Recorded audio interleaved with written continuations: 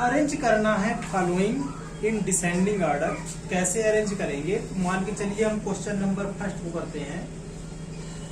तो सबसे पहले हमें 2 स्टेप में काम करना है इसको। सबसे पहले हमें क्या कर लेना है? तो हमें एलसीएम फाइंड करना है, वो भी किसका? डिनोमिनेटर का। तो सबसे पहला काम जो हमारा रहेगा वो एलसीएम फाइंड करना रहेगा किसका? डिनोमिनेटर का।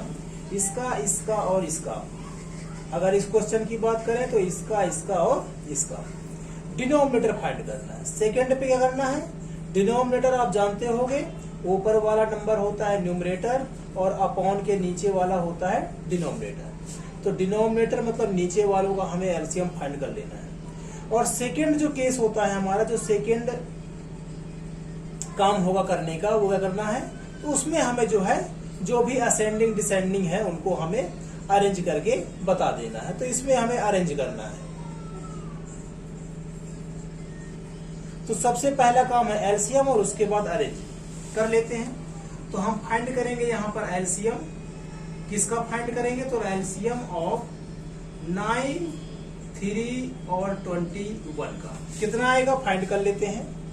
तो 9, 3, 21 सभी नंबर 3 से डिविजिबल है। 3 3 जा, 3 1 जा और 3 7 जा। अभी भी 3 से है तो 3 1 जा, ये 1 पहले से ही है और 7 3 की टेबल में नहीं आता है। नेक्स्ट 1 1 7 1 1 1 हो जाएगा आपका, क्योंकि 7 से होगा। तो 3 3 जा 9 और 9 7 जा 63। तो जो एलसीएम आ गया आपका वो आ गया 63। उसके बाद क्या करना है हमें? तो सेकंड काम हमारा क्या रहेगा? सेकंड काम हमारा रहेगा कि जो डिनोमिनेटर हैं उनको सेम करना है। जो डिनोमिनेटर हैं उनको हमें सेम करना है। तो जो अरेंज करना था, ये अरेंज कैसे करना था हमें? तो हमें करना था सेम डिनोमिनेटर। डिनोमिनेटर को हमें सेम लाना। कैसे लाएंगे? तो देखिए, सबसे पहले फर्स्ट नंबर को लाते हैं। तो 2/9 और 9 की टेबल में 63 कितने बार में आता है? तो 7 बार में आता है। 9 7 जा 63 7। तो 7 7 से कर देना है हमें मल्टीप्लाई। तो 2 7 जा 14 और 9 7 जा 63। इसी प्रकार से सेकंड नंबर लीजिए आप। अब 3 की टेबल में 63 कितने बार में आता है? तो यदि आपको टेबल आती है तो ठीक है, नहीं तो आप डिवाइड कर लीजिए। तो 3 2 जा और 3 1 जा, कितना आ गया? 21। अर्थात 21 बार में आता है। तो 21 से और 21 से हमने मल्टीप्लाई और डिवाइड कर दिया। तो 21 2 जा कितना हो जाएगा? 42 और 21 3 जा कितना हो जाएगा? 63। थर्ड पे आते हैं 8/21। इसमें भी वही काम। 21 की टेबल में 63 कितने बार में आता है? तो 21 की टेबल में 63 कितने बार में आता है? यदि टेबल पता है आपको तो ठीक है, नहीं तो डिवाइड कर लीजिए। तो कितना आया? 3। तो 3 से न्यूमरेटर में भी और 3 से डिनोमिनेटर में भी। तो 8 3 जा 24 और 21 3 जा 63। तो हमें क्या करना था? हमें डिनोमिनेटर सेम करने थे। डिनोमिनेटर सेम करने थे। देखिए कर लिए। डिनोमिनेटर मतलब नीचे वाला, तो नीचे वाला, नीचे वाला, नीचे वाला। डिनोमिनेटर देखिए सब में क्या हो गया? सेम। अब जब सब में सेम हो गया है तो हम कह सकते हैं कि यदि डिनोमिनेटर सेम है तो ये क्या हो गया? सबसे बड़ा। उसके बाद ये हो गया इससे छोटा और इससे छोटा कौन सा हो गया? ये। इस तरह से हम इनको अब अरेंज कर सकते हैं।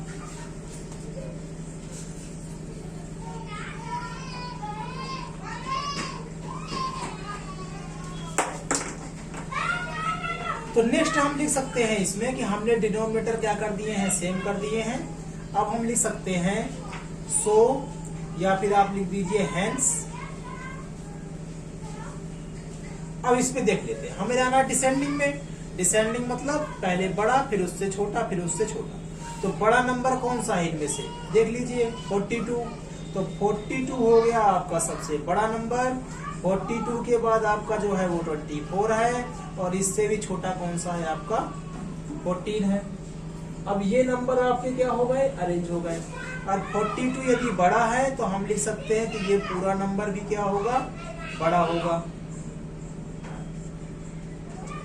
उसके बाद 24, तो 24 मतलब ये पूरा नंबर, तो इसी को लिख सकते हैं हम कुछ इस तरह से।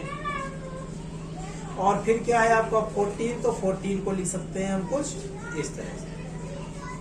अब ये नंबर कहां से आया था, तो ये नंबर आया था यहां से, और ये नंबर आया था 2/3 से, तो यहां पे लिख दिया हमने 2/3।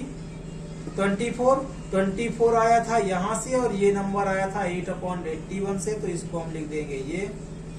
उसके बाद ये नंबर आया था आपका यहां से, और ये नंबर आया था आपका 2/9 से, तो इसको लिख देंगे हम 2/9। और लिखना क्या क्या है वो देख लीजिए आप। तो यहाँ पे आप लिख सकते हो हेंस, यहाँ पे आप लिख सकते हो 10, और यहाँ पे आप लिख सकते हो 6।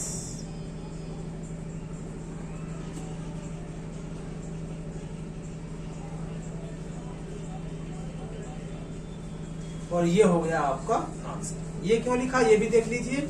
सिंस का मीनिंग होता है कि चूंकि, अर्थात ऐसा हुआ है तो कैसा हुआ है, तो ये हुआ है। अगर ऐसा हुआ है तो क्या लिख सकते हैं हम, इस प्रकार से लिख सकते हैं। 10 मीन्स क्या होता है इस प्रकार, और यदि इस प्रकार से लिख सकते हैं तो क्या हो सकता है, तो इसका मतलब होता है इसलिए, कि इसलिए ये हो सकता है, और यही क्या है हमारा आंसर। तो ये हो गया आपका डिनोमिनेटर सेम। तो यहां पे लिख देना है डूइंग डिनोमिनेटर सेम।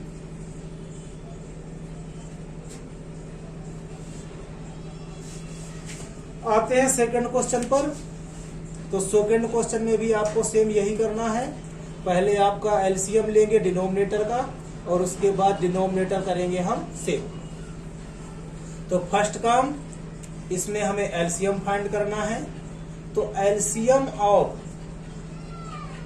5, 7 और 10, तो कर सकते हैं इसको।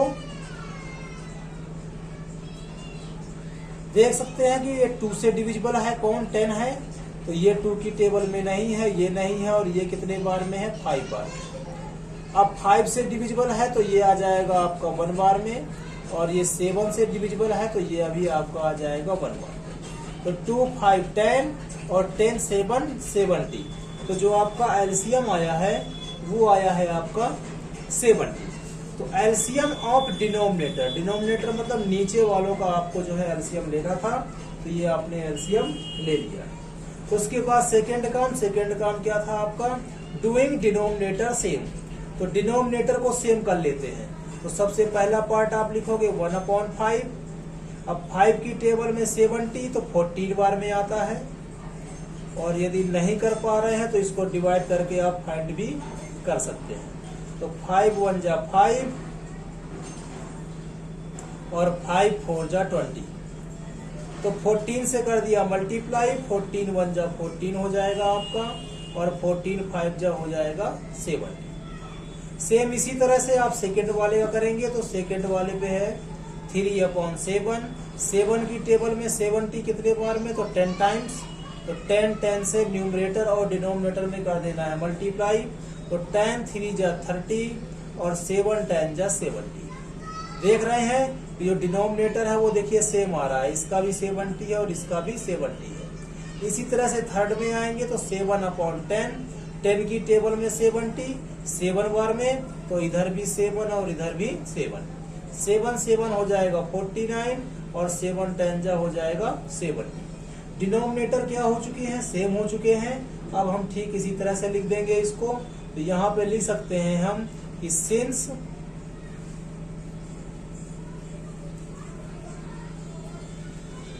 अब नंबर कौन सा बड़ा है देख रहे हो, इसमें नंबर कौन सा बड़ा है, 14 है, तो 49 को लिखेंगे हम पहले। उसके बाद 30 है तो 30 को लिखेंगे बाद में, और सबसे छोटा 14 है तो 14 को लिखेंगे हम सबसे लास्ट में। अब हम लिख सकते हैं इसी की तरह से 10 पे क्या आएगा, यदि 49 ग्रेटर है तो ये पूरा नंबर भी क्या होगा आपका, ग्रेटर होगा। 30 तो 30/70 और 14 तो 14/70। अब ये 49 कहां से आया है आपका, तो 49 यहां से आया है और ये नंबर कौन सा है ये, तो हम लिखेंगे इसी को। इसी तरह से 30 और 30 आया है 3/7 से। इसी तरह से 14 और 14 आया है आपका 1/5 से। तो ये हो गया आपका आंसर किसके लिए, सेकेंड पार्ट के लिए। तो ये नंबर आपका सबसे बड़ा है, उसके बाद छोटा ये है और उससे छोटा ये है, और यही हमें फाइंड करना था डिसेंडिंग ऑर्डर। इस नंबर से इस नंबर में क्यों ला रहे हैं ये भी आपको पता चल गया होगा। क्यों, क्योंकि ये हमारे क्वेश्चन में गिवन है और ये हमारे क्वेश्चन में गिवन नहीं है, इसलिए इनको इस फॉर्म में रख करके हमें किस फॉर्म में लाना पड़ेगा, इस तरह से हमें इसको रिप्रेजेंट करना पड़ेगा।